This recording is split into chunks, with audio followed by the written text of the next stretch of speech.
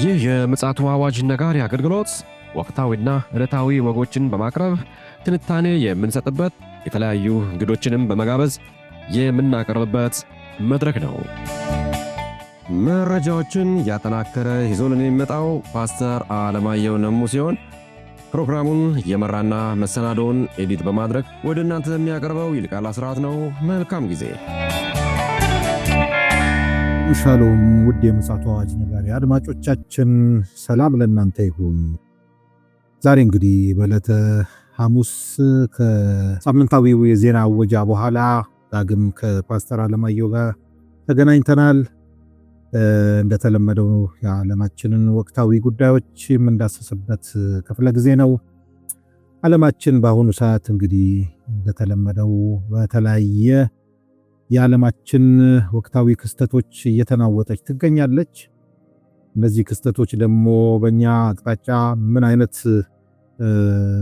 መልእክት ያስተላልፋሉ በማለት ዳሰሳ የምናደርግበትም ጭምር ስለሆነ በጥንቃቄ እንድትሰሙን እንደገና ደግሞ ልብ ብላችሁ ወደፊቱንም ጨምሮ ስለሆነ የምንተነትነው በትህትና እንጠይቃለን። ጆሮአችሁን ከፍታችሁ እንድታደምጡን ጭምር ነውና ይህንንም ደግሞ መረጃ ፓስተር አለማየሁ እያሰባሰበ ወደኛ እያመጣልን ይገኛል። እንግዲህ ከሱ ጋራ መልካም ጊዜ ይኖረናል። ይልቃል አስራት ነኝ ከምፅዓቱ አዋጅ ነጋሪ አገልግሎት።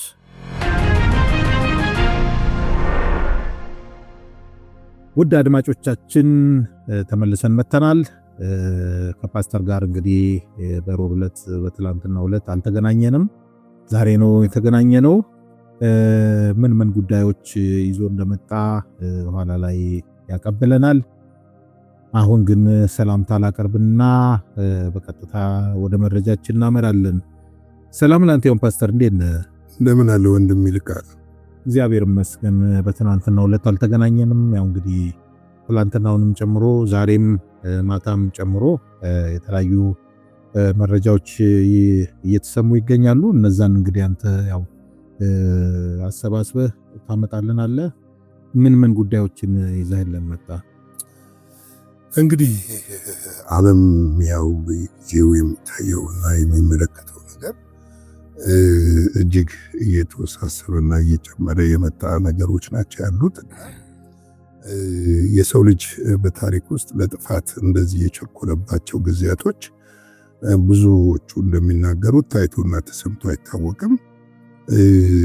ጥፋት በደጅ እያደባ እንደሆነ እያመለከተና ያለው መጽሐፍ ቅዱስ ሲናገር ኃጢአት በደጅ ታደባለችና ነገስባት ነው ያለው። እና ኃጢአት እንግዲህ በደጅ ስታደባ ወጥተህ ካልነገስክባት ታጠፋለች ነው። እና እንደዚህ ሁሉ አሁን ደግሞ በዓለም ላይ የጦርነት ድምጾች ነግሰዋል። እና መንገሳቸው ብቻ አይደለም፣ ሀገሮች የሚያደርጉት ዝግጅት ለራሳቸውም ህዝብ የሚያስቡ እስከማይመስሉ ድረስ ነው። ምክንያቱም አንተ ቤት እሳት እንዳለ ሁሉ እዛም ቤት እሳት አለ። ተያይዘን እንለቅ የሚል ቢል ነው የተያዘው። በቃ ተያይዘን እንለቅ የሚል ማን ኖሮ ማን ይቀራል የሚል አይነት ዝግጅት ነው በዓለም ላይ እየተደረገ ያለው። ይሄው እንግዲህ ምንድነው አሁን እየሾለከ እየወጣ ያለው መረጃ ኢራን ለጦርነት ለመጀመር ተዘጋጅታለች የሚል ነው እየወጣ ያለው። ይህም ደግሞ ድንገተኛ ጥቃት ባልታሰበ ጊዜ ልትፈጽም ትችላለች ብለው እየተናገሩ ነው ያለው። በአሜሪካንም በእስራኤልም በአሜሪካም የጦር ቤዞችና በእስራኤልም ላይ ድንገተኛ የሆነ ያልታሰበ ጥቃት። ከዚህ በፊት እስራኤል ነበረች በእንደዚህ አይነት ነገር የምትታመው ድንገተኛ።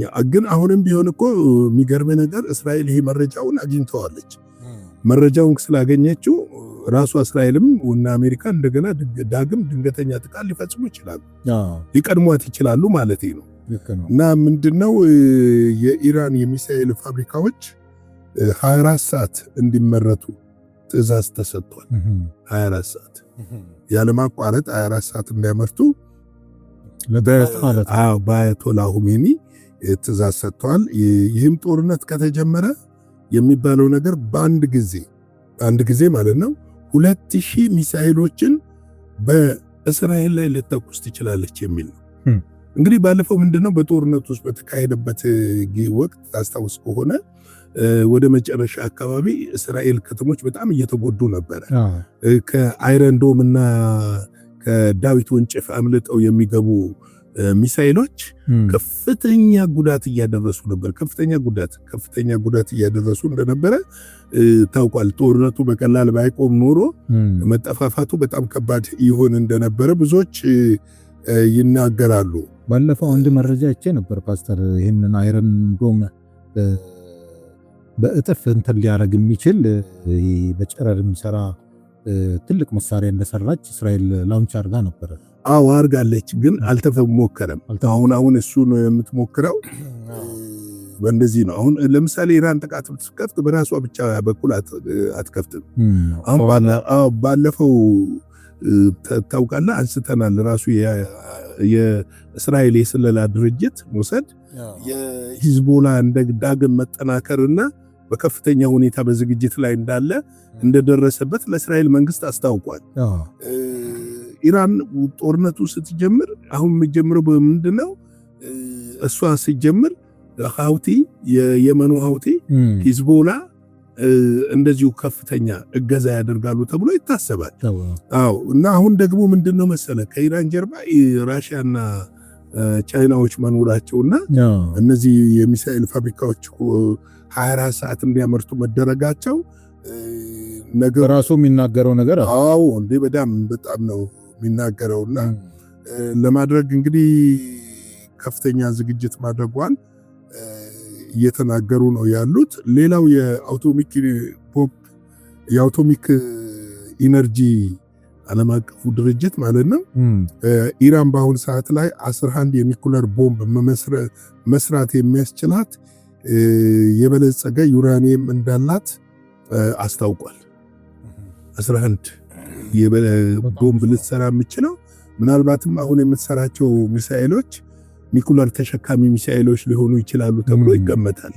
እነዚህ ባለፈው ሞክራለች። አንድ ሚሳኤል ታውቃለህ 13000 ኪሎ ሜትር የሚጓዝ ሚሳኤል አሜሪካንን ራሱ መድረስና መምታት የሚችል ሞክራለች። እንግዲህ ይሄ ዝግጅት በጣም እየተጧጣፈ ያለበትና መካከለኛው ምስራቅ እንደተባለው ሰላም የሚመጣበት ሳይሆን መካከለኛው ምስራቅ በተለይም ደግሞ ከፍተኛ ችግር ሊገጥመው የሚችል ቀጠና እንደሚሆን ነው አሁን ላይ የፖለቲካዊ ወታደራዊ ተንታኞችም እየተናገሩ ያሉትና ሁኔታዎችም የሚያመለክቱት ይሄንን ነው።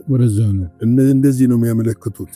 እንግዲህ ሌላው የሩሲያ ፕሬዝዳንት ከህንድ ጠቅላይ ሚኒስትር ናሬንድራ ሞዲ ጋር በህንድ ኒውዴሊ ለመገናኘት አሁን ያላቸውን የንግድና የፖለቲካ ግንኙነት ወደ ላቀ ደረጃ ለማሳደግ ቀጠሮ ተይዟል። ይሄ አሁን እንግዲህ ህንድ ፖለቲካዊ ብቻ አይደለም ወታደራዊም የንግድም ግንኙነታቸውን የበለጠ ለማጠናከር ነው ይህንን ስትራቴጂ ነድፈው በቅርብ ይገናኛሉ ተብሎ እየተጠበቀ ነው ያለው። ይሄም ደግሞ ምንድነው እንድምታው ሲነል ከህንድና ሩሲያ ረጅም ጊዜ የቆየ ታሪካዊ ግንኙነት ያላቸው ሀገሮች ናቸው እና አሁን ላይ ይሄንን ግንኙነት ባለበት ሳይሆን ወደ ላቀ ሁኔታ ማሳደግ የሚለው ነገር ምናልባትም ወደፊት ለሚሆነው ለአርሜጌዲዮንና ለጉግማንጉግ ጦርነት ህንድን ያካተተ እንደሚሆን ያመለክታል።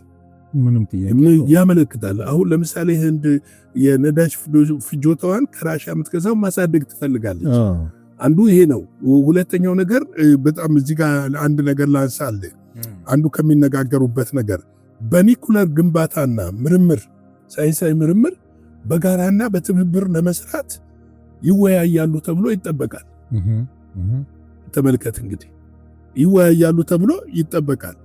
ይሄ ደግሞ የሆነበትን ምክንያት ስታነሳ ለምንድነው ህንድና ቻይናን ህንድና ሩሲያን እንደዚህ ያጣበቀው ስትል የአሜሪካ በሁለቱም ላይ 50% ማዕቀብና ታሪፍና በራሻ ላይ የጣለችው ማዕቀብ ያመጣው ተጽዕኖ ነው። ለራሻ ከ2 ቢሊዮን የሚጠጋ ህዝብ ያላት ህንድን ትልቅ ገበያ ነው ለራሽያ። ትልቅ የነዳጅ ገበያ ነው። ትልቅ የማዳበሪያ ገበያ ነው። ትልቅ የእርሻ ምርት ገበያ ነው። ትልቅ የእርሻ መሳሪያዎች ገበያ ነው። ትልቅ ገበያ ነው። ገብቶሃል? ለህንድ ደግሞ ራሽያ ላይ በተለይ የቴክኖሎጂ ገበያው ክፍት ይሆንላታል። ልክ ከቻይና ጋር ሁለንተናዊ ስምምነት ባለፈው እንዳደረጉትና በመካከላቸው ያለውን ግጭት እርሾ ረስተው መንገዶች እንዲከፈቱ ማድረጋቸው፣ በድንበር የተዘጉ መንገዶች እንዲከፈቱ ማድረጋቸው ግንኙነታቸውን ሊያሳድግ እንደሚችል ሁሉ በህንድና በራሽያ መካከል ያለውን ግንኙነት ይሄ ሁኔታ ያሳድገዋል የሚል እምነት አለ። ይህ ደግሞ የሚያመለክተው ወደፊት ላለው ጥምረት አጋርነት የሚያመለክት ነው። ባይዘው ሁለቱም የብሪክስ አገር መስራቾች ናቸው። የብሪክስ ድርጅትን መስራቾች ናቸው። ሁለቱም ደግሞ ለረጅም ጊዜ ግንኙነት ያላቸው ናቸው።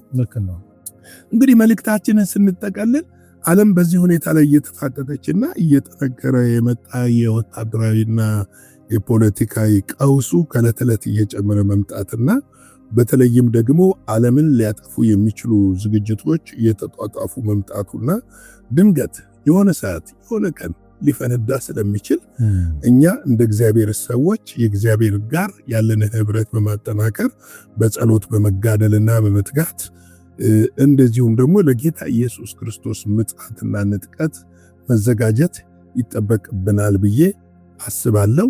ላይክ፣ ሼር፣ ሰብስክራይብ ማድረግ አይረሳ። ጌታ ጸጋ ሰላም ከሁላችን ጋር ይሁን። መልካም ቀን። እግዚአብሔር አብስቶ ይባርክ ፓስተር። የቀኑን መረጃ ደግሞ ይዘህልን መተህ እንደዚህ አይነት መልኩ የመከርከን መልእክታዊ መረጃ እጅግ በጣም አስፈላጊ እና ጠቃሚ እንደሆነ አምናለሁ። ምን ያህሎቻችን እንግዲህ የዓለማችን ወቅታዊ ጉዳይ በምን መልኩ እንዳለ እየተገነዘበን እንዳለን እያንዳንዳችን መልሱን ለራሳችን እንተዋለን። ዓለማችን እንግዲህ በዚህ አይነት መልኩ ነው እየተጓዘች ያለችው። ነገር ግን እኛ በየትኛው ቦታ ላይ እንደቆምን ራሳችንን በመገምገም ለጌታ ኢየሱስ ክርስቶስ መምጣት ራሳችንን እንድናዘጋጅ የምጽአቱ አዋጅ ነጋሪ አገልግሎት ያሳስባል። እንደወትሮ እንግዲህ ውድ አድማጮቻችን የሐሙስ የቀኑን መልእክት እንግዲህ በዚህ እንደመደማለን። በምሽቱ ደግሞ አዳዲስ መረጃዎችን እንዲሁ ፓስተር ይዞልን ይመጣል። መልካም ጊዜ እንዲሆንልን እንመኛለን። ሻሎም። ለዛሬ ይዘን የመጣነው ወቅታዊ መረጃ ይህንን ይመስል ነበረ። በሌላ ጊዜ በሌላ መሰናዶ እስከምንገናኝ ሰላም ለእናንተ ይሁን።